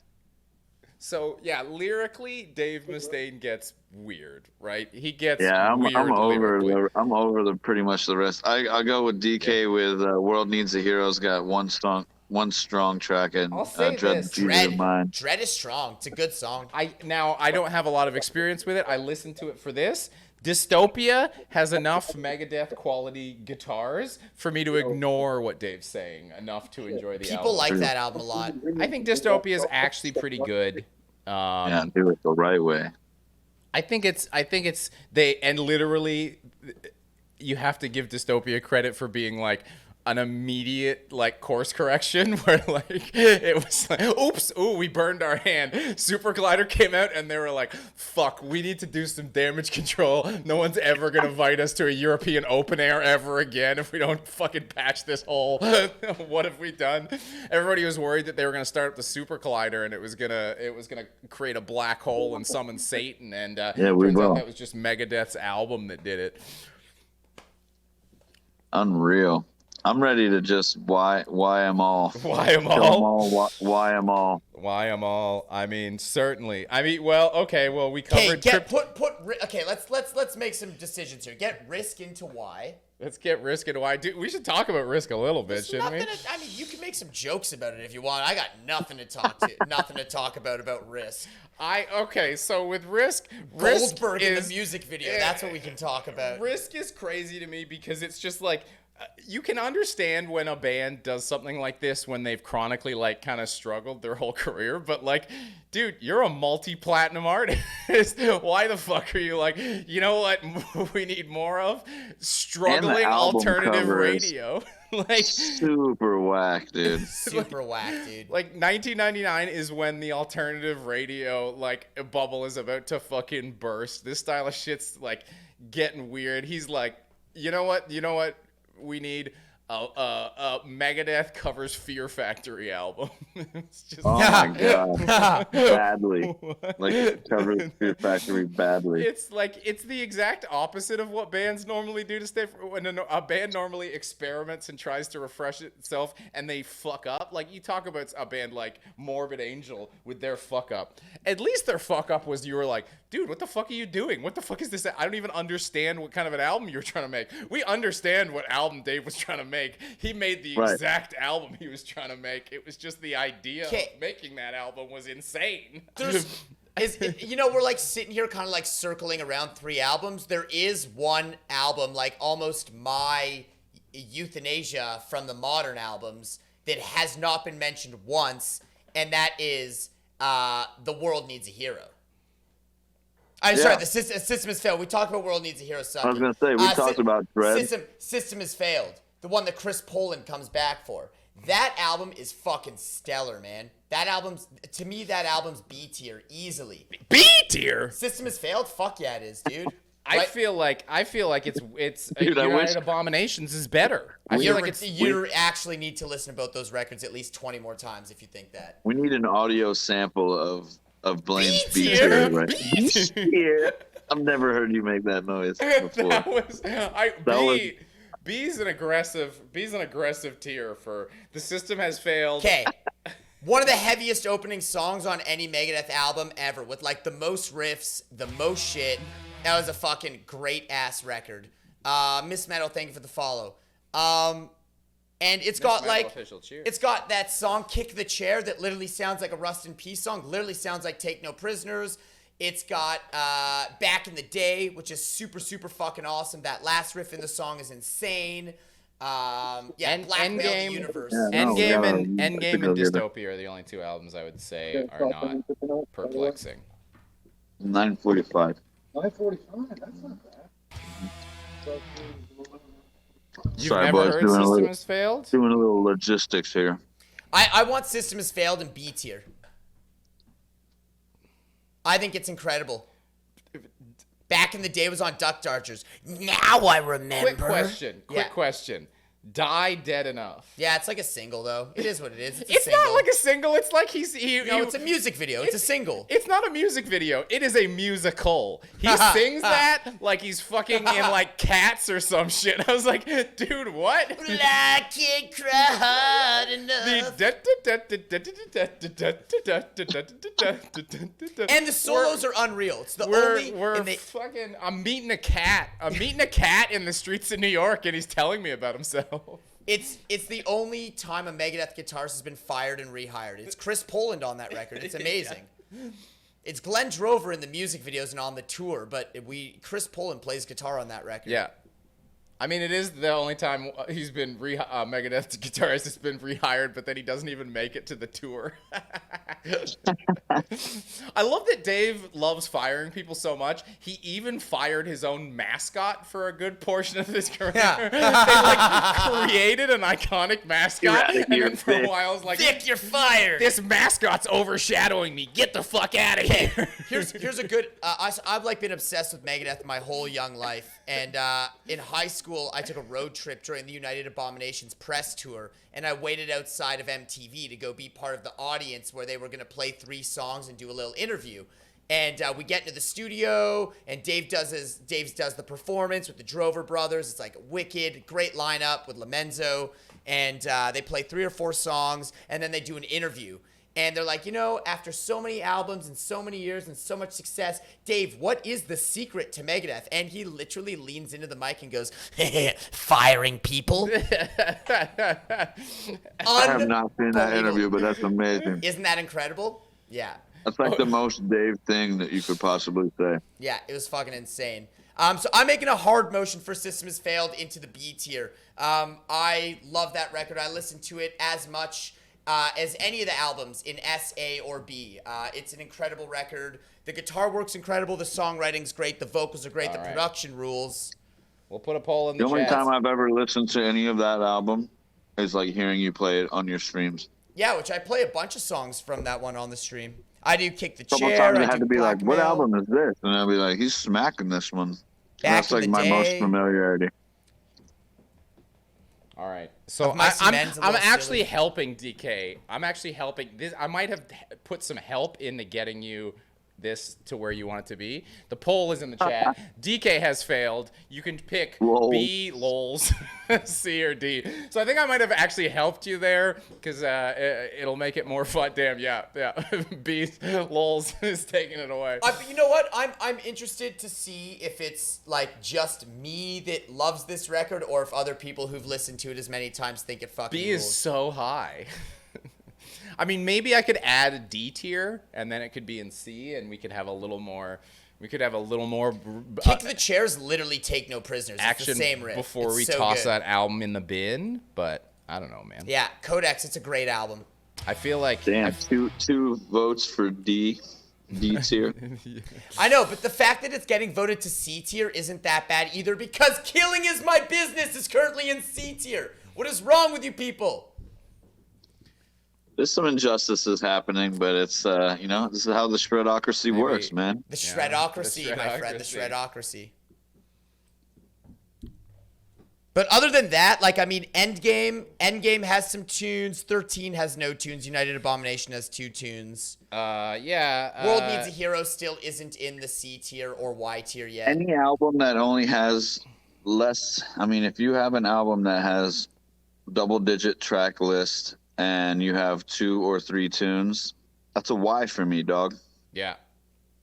I mean, it's so, like I said, there's no, time is not precious. Time is not precious, and it seems I understand there was a period in time where album lengths were really crawling up there, and people were kind of, there's a competition thing, blah, blah, blah, blah, blah. But when you try and follow the trends and it catastrophically fails, I don't get why you don't, and he does correct, he is capable of correcting, as I feel like you can kind of see a correction on Endgame, and you can see a correction on Dystopia. I don't get why you're having 40 fucking, you're giving me hour-long albums when it's, It's just a whole lot of filler. it's For a what whole lot of reason? It's talking and sound effects, and it's like he kind of went down that same hole that like that Rush goes down, but Rush was experimenting with technology and it was turning out pretty good, and he was yeah, but when Rush experimenting. does it, it's way cooler. Yeah, he's experimenting with technology, and it's basically just what I do on my stream. He's just sitting there with a fucking soundboard, chuckling to himself, just. So let's get System Has Failed in there in C between Killing and Cryptic, because I have to at least put my foot down on that. It has to be between Killing and Cryptic. Yeah, where are we? There we are. I'll let it I slide. mean, I'm impartial at this point. I mean, the cover is less punishing than And let's just do this. Like, Super Collider can go into Y. Super Collider. Very Everyone much down in for the- Super Collider and Y? That's don't- what I thought. Should we talk about Super Collider for a Say minute? something if you will. I saw the tour, and my piece was I went to the support tour for Super Collider, the Super Collider tour, and they were playing one song from the album. Can we say? What does that tell you? Just absolutely amazing that that he again tries to be like, okay, what are the kids really into in 2013? I know what the kids love in 2013. Disturbed. Like, what, dude? What? But the funny thing is, he like almost gets it right, because if it was like a couple years later, Disturbed had that stupid cover and everybody popped off about Disturbed again. But like you mistimed your Disturbed fucking shout out. You're like, Dave Drummond, get him in here. You're like, dude. Amazing. United Abominations, does that live in C or Y? Because I could see it at the bottom of C. I think United Abominations didn't have the worst songs on it. I think that also I'm a little biased because United Abominations was like kind of the first time I was old enough to start like doing road trips and go see Megadeth, on my own. I saw Megadeth like 6 times on that album cycle with saw them with Down, saw them with Heaven and Hell, saw them do headline shows. All the MTV stuff and Much Music stuff I went to was on that album cycle. So, yeah, I think that the Sleepwalker was a dope-ass tune. Oh, okay, though, we do have to determine. Sleepwalker's a cool-ass tune, but there's not a ton on that record. DK introduced a rule where we have to decide what's better between Super Collider and Risk. Oh, God. Because he's the one saying the front. No, they're both in the Y. The front and the They're both ass end. Ys. But who's in the bottom of the Y? Who's the? I will say, Super Collider has one song they play on tour. Risk has 0 songs they play on. I've seen them play Into the Arena, whatever that fucking song is. Crush 'Em. I've seen Crush 'Em live. Oh, God. I've seen Crush 'Em live. They did do Crush 'Em live in that era. Again, that's a song where it's like they're like trying to make like a Judas Priest arena rock song, but it's like, dude, Judas Priest did that in like Head 88. Head Crushers on not on 13. Head Crushers on this one. Endgame. Wow, dude. Endgame's decent. Endgame's a good album. Endgame's got Head Crusher, This Day We Fight, 1320. Endgame's the second best. Endgame's got songs. Endgame's the second best out of Peak. Endgame can go in C for sure. I think Endgame's the second best out of Peak. Endgame and C. I think, Dude, it's got some tunes on it, man. I think Dystopia is better than Endgame. But again, I listened to it for this, and I was like, damn, the Young Gun thinks Endgame is a B. We got some B's in the chat. I know some. You We can got actually some poll super on this. fans. People Yeah. love Endgame, man. Yeah. People thought it was a great comeback record. Yeah. I don't necessarily, but I mean, yeah. I mean, Which album was Public Enemy #1? Is that on 13? That one's really bad. I Public feel Enemy like #1. yeah, that's 13. I'm invincible. The vocals are so brutal. My note on that is, then we stroll into Public Enemy #1, and it's like, oh, it's gonna be like that, eh? End of sentence. I don't even. 13, and it's awful. Yeah, 13 was not a good record. Okay, Endgame in the chat. I BC or mean, Y? I was completely unplugged from any of these albums, so Yeah. I'm gonna let you guys duke it out. I don't even have a horse in the race. You already lost me. You would like Endgame. Endgame's a good record. I feel like, yeah, I mean, They really Maybe they had to. They had the Head Crusher was really dope. And 1320 literally sounds like Rattlehead or 502. It's got like one of those really trilly riffs. It's really cool. Yeah, again, it's just, I mean, it's twice he's done this now where things aren't going well, and Dave just goes, well, what if I release an album where we only play fast? And everybody's like, thanks. Can we just do? That's what we're asking for. And then the next album, he's like, so departing from us playing fast. Now that I've got your attention, let me lose it immediately. Man, it's just not easy having, you know, I mean, where are we at right now? Nearly 10 albums. Yeah. It's difficult over a span of 20 years or 30 years at this point. Yeah. I mean, you understand Crazy. that, like, from there's the reason Dave Mustaine is Dave Mustaine is because he's always gonna want to try and like exceed and find and do something new and tweak. Oh but my it's god, like, you guys are insane. Endgame better than fucking Killing. You guys are insane. I mean, there's a decent number of Y's in the chat. I like that. I love That's a Y. insane. B tier. Who are you guys? B tier Endgame is and B tier. What is crazy. up with you? I That's think they psycho. accidentally think it's. I think they accidentally think we're talking about Avengers Endgame, and they're like, yeah, that's a B tier movie, I guess. That movie was good. Young Gun's gonna fucking pull out some Young Guns and shoot anyone voting Y. We're at split 14 to 14, people. B to C, B to Y, 16 to 15. Wow. Last second, And I'm not the allowing finish. That is disgusting. B. Endgame is not B tier, you psychos. Endgame is not better than those 3 albums in C. Maybe better than Sometimes, Cryptic. dude, when you let them have the Shredocracy. shredocracy, Yeah. it's more sometimes for the memes rather tin for like. Hey, Slash Bunny coming in hot. 25 people think it's not B. 16 think it's B. Hey, bringing a great point. Bringing a great point home. Bringing a great point home.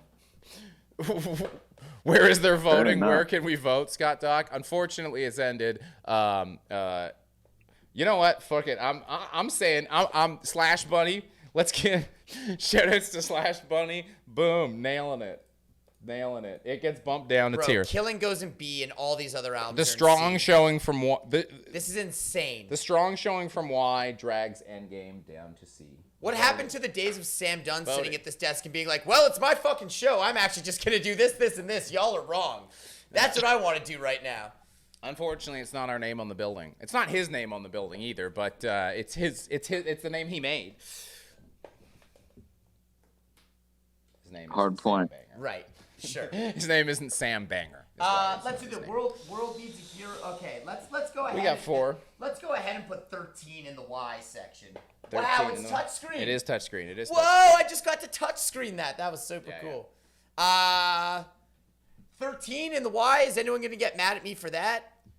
We've got any people the fan of 13? I have no argument. Oh, the voting for all these already happened. We're voting at it's as you go, Scott Doc. You can't once we're kind of tossing stuff up there. Dystopia is C or B. Dystopia is the best. Dystopia is the best thing they've done, I think, since the stuff that they've done that you actually want to listen to regularly. Hey, why am I not plugged into anything? Dystopia itself was a pretty rager single. I remember it was like all over the place. The numbers don't lie either. Again, it was that thing, Spotify. right? It was the shit like, okay, Super Collider was really bad. People are mad. Okay. Let me at just- this Kinda like list. a- Let me at this list. I'm They making had some to changes do this list. Guys, something. Guys. Oh, now he figured out it's touchscreen. That was the barrier for him before, is he saw a mouse and he's like, I don't know how to use one of those, and so now he's got his finger out and he's having some fun with it. And do you vote here in chat or somewhere else? Yeah, the vote's in the chat. Usually at the top of the chat box. However, if you're on mobile, on one of the Android or one of them, the votes don't work. I know that. But I thought On that was the mobile. other type of voting we were doing. This type of voting is Should the work Twitch for native everyone? voting, and I think it works for everyone. Okay. And we can move like if you guys can't see, behind Mike's head is 13. So like maybe move Mike over for Thanks, Mike. Oops. Where Mike at? Yeah, we can move Mike over. Yeah, just so we can see like where this is going. This is like I just made some essential changes. Click. Thank you. Hi guys. I just made the changes that should have been had this entire time. That is correct. Just throwing it out There we there. go. I'm not mad about anything that's happened. I'm not mad about anything that's happened. And then this, okay, so United Abominations is either living at the bottom of C or the top of Y. Okay, let's. Hey, this is one we can put to the chat. Where There I you don't go. Think, I mean, I'll put B in there for Maniacs, but poll. Oops, I'm gonna. This is starting to look like a Megadeth album tier list. I have Killing Is My Business below Euthanasia. That's utmost respect. And that is real shit. Mike's frozen. Crazy. No, you're not frozen. You're just incredibly handsome and still. You're like a Greek statue. Do you mind stoic, taking off all your clothes? statuesque. I'll put B in there.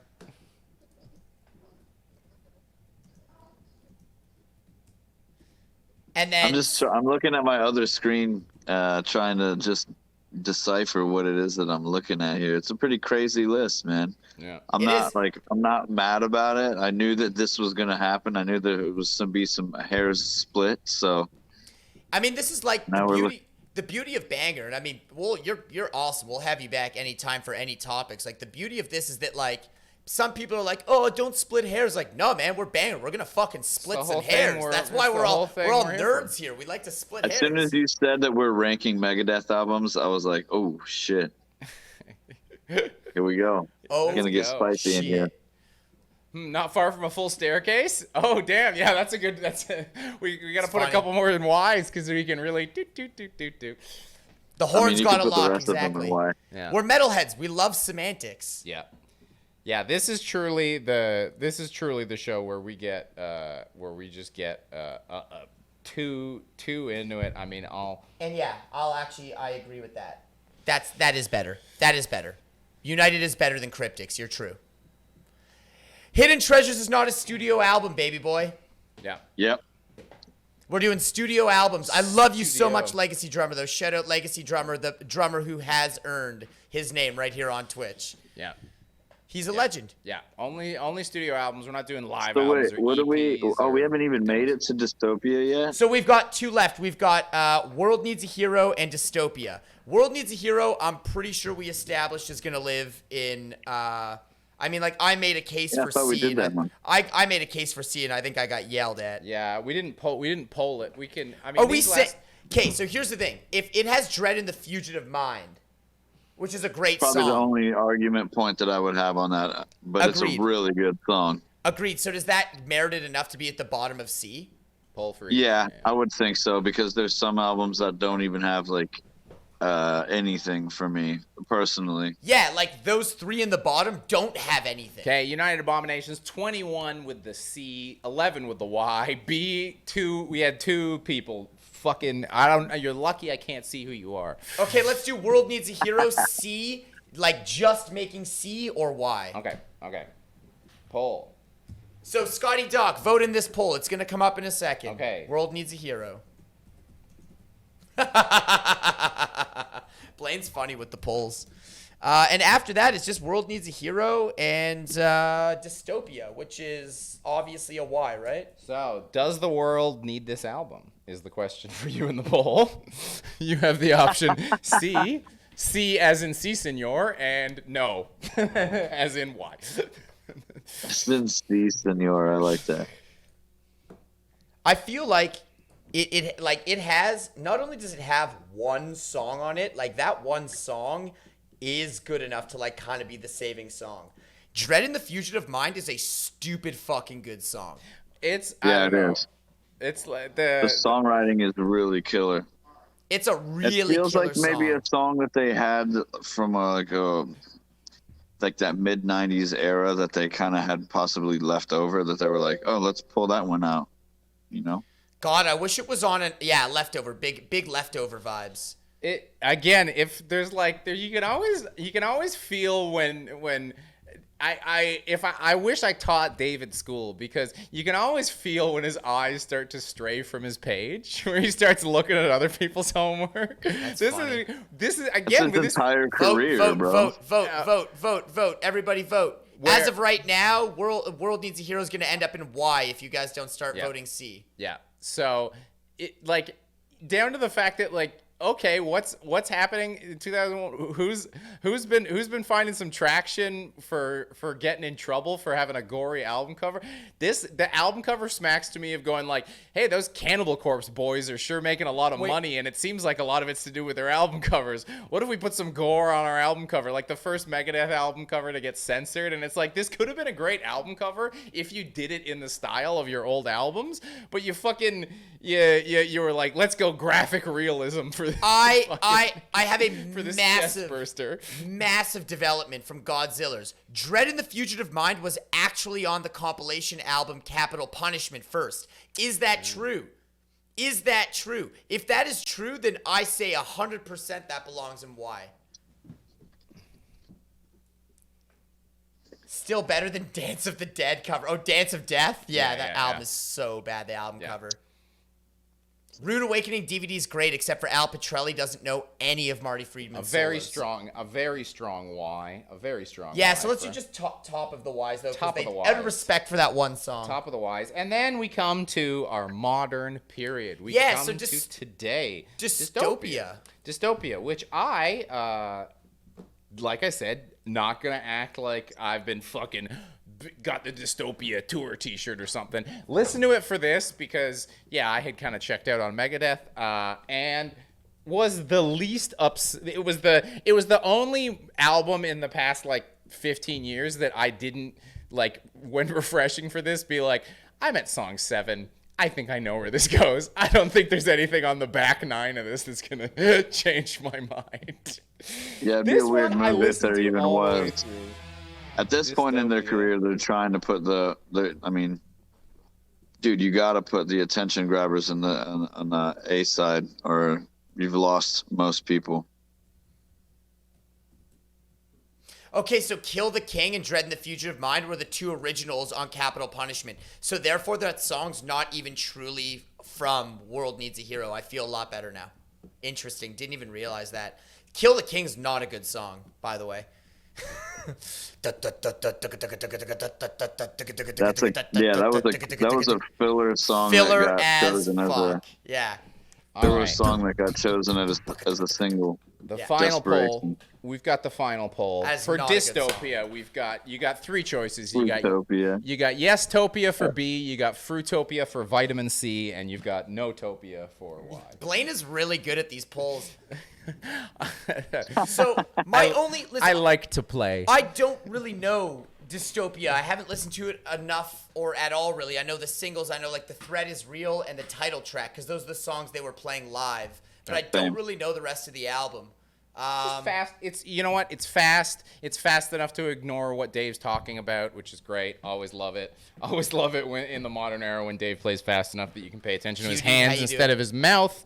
Also, you got to give it a little bit of credit for being the follow-up to Super Collider. I mean, a massive apology. A massive apology. A real, I'm really sorry I did that. I'm not going to get weird on this album. I'm going to give you what you want. I'm very sorry. Please accept my apology. And I can respect it as that. Thank you, Dave, for apologizing. It's nice. You know, you were talking about how he's a nice guy, and this album, I think, really proves that he's a nice guy, because he went, look, I know I did this once, and I was like, never again. I know I did it again, so let me just toss you. Let me toss you a quick apology. Who knows what this next album's going to be like coming out. So part of the reason we're doing this is we have a new Megadeth album coming out in July. Yeah, a new Megadeth record coming in July. This is the full precursor to Ooh. that. Yeah, this Steve has been... DiGiorgio playing bass, I automatic Yeah. B+. I saw, but it's funny, they announced James Lamenza was a permanent member of the band today, but yeah, DiGiorgio's the one doing bass. Yep, so... Yeah. I did, We'll oh, see. is It this should not- sound awesome. I mean, that's enough for me to give it a hard listen. Just at least a skip through, because Steve's a monster player and a huge inspiration on myself. The best. Looks like we are C, Fruitopia. Fruitopia. That I think is very fair. I do like. Can I just a little casual story?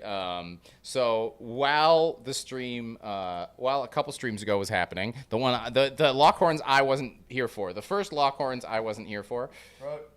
Like, I think it's before middle. United Abominations. I think it's after United. Yeah. Yeah. you can.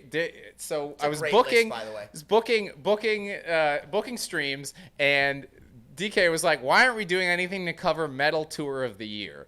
And I was like, DK thinks this is the Metal Tour of the Year? I mean, it's a decent tour, but I wouldn't call it that. It's like literally the name of the tour. I feel like agree. you're on a better fucking. Your tour is more of a Metal Tour of the Year. I don't know why DK's railing. Your text came off so aggressive because he's like, "Why aren't we doing anything to cover Metal Tour of the Year?" And I thought you were being like, "Why aren't we doing anything to cover the best tour of 2022?" No, it's the name of the tour. And then I found that out after the fact. Yeah, I'm not saying that's the Metal Tour of the Year. I was like, damn, bro, In Flames is your tour of the year. How many bits Bro, to I move? love In Flames, but I mean that's still a pretty ambitious Pizza tour Vibes. title. How many bits to an move Risk up to aggressive B? tour title. Deal with it. My favorite part about the Metal Tour of the Year was standing backstage and being the most excited to see Chris Broderick, formerly of Megadeth and currently playing in Flames. Yeah. That's a pretty spicy take. Yeah, I was really stoked to see him. It was awesome. But also Phil Demmel playing for Lamb of God. Anyways, that's not what we're talking about today. Yeah. We're talking about how goddamn sexy that make that tier list big. Boom. Boom. Look at this There you shit. go. Mikey, There you go. look We're what we out of the way. did today. I'm This pretty feels- proud of it. I'm this pretty feels- proud. I Coming had in a feeling it was gonna look pretty similar to that. That's in I'm all right with it. in Give you S- guys a round of applause. S tier, undisputed legend, goddamn Rust in Peace, coming in at A tier in this order. So far, so good, so what? And Peace sells. B tier, Countdown, Euthanasia, Killing. C tier, Endgame. What's that? System has failed. Dystopia. United Abominations, Cryptic Writings, and then the Y tier. We've got World Needs a Hero, 13, Super Collider, and that one that shall not be named. Damn.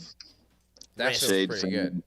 That feels pretty good. I mean, I feel like we did good work. I feel like this is, an agreeable list, but I think we added the little banger touches to it by not giving too much credit to making albums that kind of sound like your old albums late in your career to make people happy again and want to see you again on tour is like, thank you for doing that, but these albums don't stand up to the because some bands do. I'll always talk about Sodom. Fucking the Genesis XIX is a fucking awesome album and is super listenable. I listen to it as a choice. You can be a band in your twilight of your career. Testament had their fucking second best album. Obviously not. It's getting a little in the past now. There are bands that have been able to come back, and I feel like Megadeth has come back in terms of apologizing, but they've never kind of started to really approach making the albums that we particularly love. It's funny. Them. Metallica tries to feel better about their bad albums by making fun of them. Like Lars Nonstop makes fun of the Saint Anger snare. Like you see it in interviews and meet and greets and all that shit. He'll always make poke fun. I've actually never heard Dave Mustaine rip on Risk ever. I feel like he kind of is like, I actually enjoy that album. Yeah. I feel like Dave's also a bit He was in a vibe back then. Yeah, bro. enough of a capitalist now, where he's like, as a libertarian, I think you all need to understand the commerce of music and the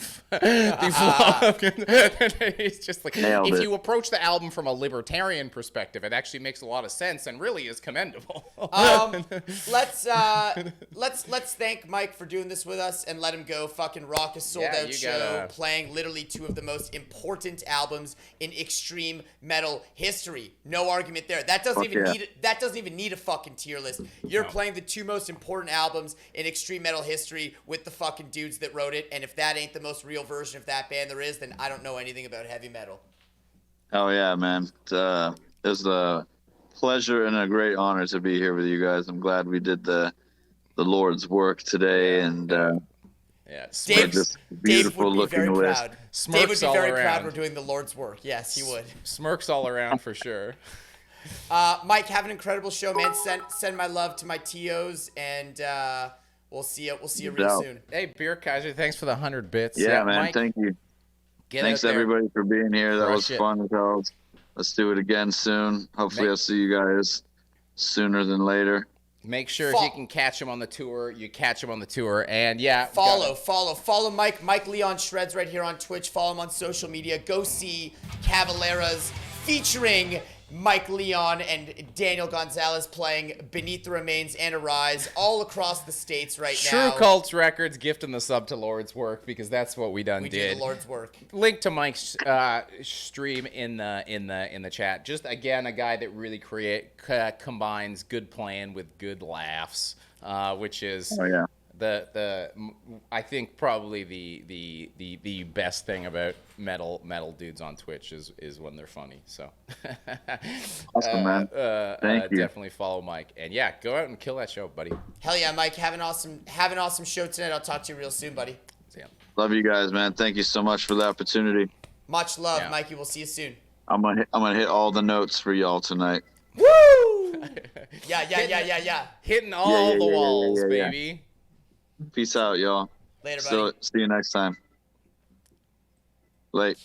Killer. Dude, that was a great episode. Great episode. That was fucking fantastic. Doing one of my favorite bands with two of my favorite dudes. Love it.